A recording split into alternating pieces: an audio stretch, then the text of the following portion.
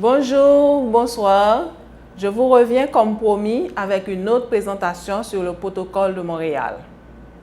Cet accord, adopté en 1987, est un prolongement de la Convention de Vienne pour la protection de la couche d'ozone, adoptée en 1985.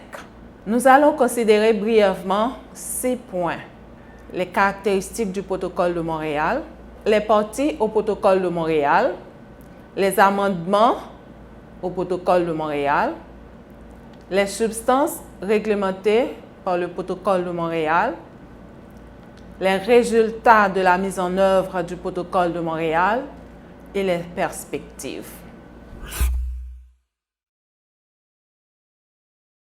Qu'est-ce qui caractérise le protocole de Montréal, qui a fait de lui un accord phare, l'un des plus réussis du monde actuel? En effet, le protocole de Montréal est né de la Convention de Vienne pour la protection de la couche d'ozone.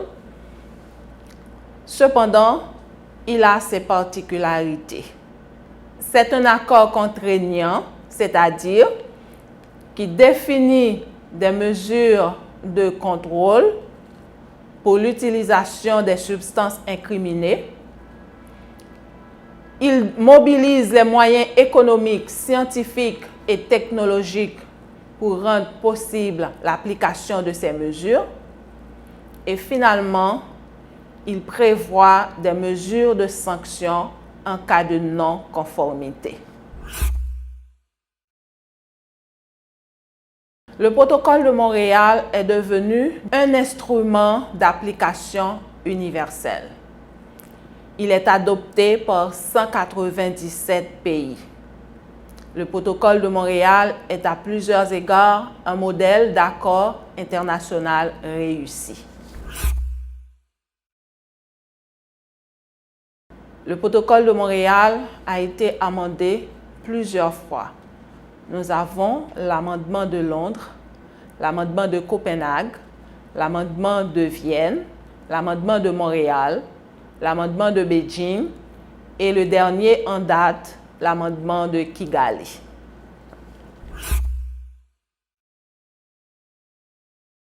Le protocole de Montréal contrôle 96 substances qui appauvrissent la couche d'ozone contenant du chlore et du brome.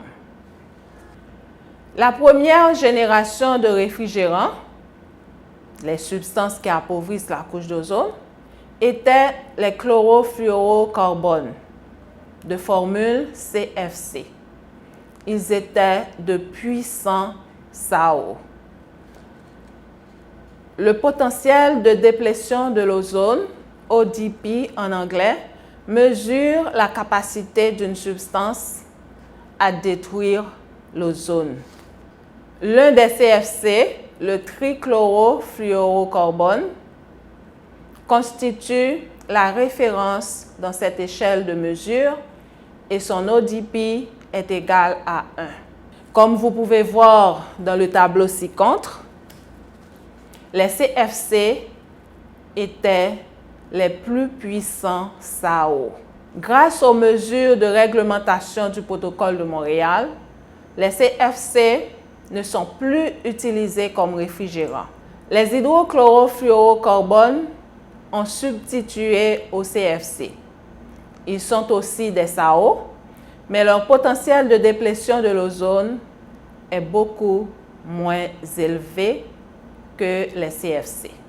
Les HCFC sont en cours d'élimination progressive et d'ici 2030, ils ne pourront être ni fabriqués ni importés. Vous pouvez remarquer aussi que le pouvoir de réchauffement global, PRG, de ces substances, calculé en équivalence CO2, sont très élevés.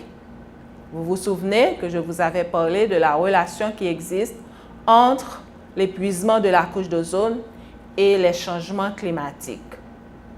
Alors que les HCFC continuent leur chemin vers l'élimination totale, les substances de remplacement sont les HFC, les hydrofluorocarbones. Les HFC forment la dernière génération de réfrigérants. Comme vous pouvez remarquer, ces substances n'ont aucun effet sur l'ozone. Cependant, ils sont de puissants gaz à effet de serre et leur pouvoir de réchauffement global dépasse de loin celui des HCFC. Où est-ce qu'on trouve ces substances dans la pratique? Dans quel secteur d'activité? Les réfrigérants sont utilisés dans la réfrigération, la climatisation résidentielle, commerciale, automobile, chambres froides, les entreposages de nourriture, dans les extincteurs, les aérosols, etc. Le bromure de méthyle est utilisé dans le contrôle des plaies en agriculture.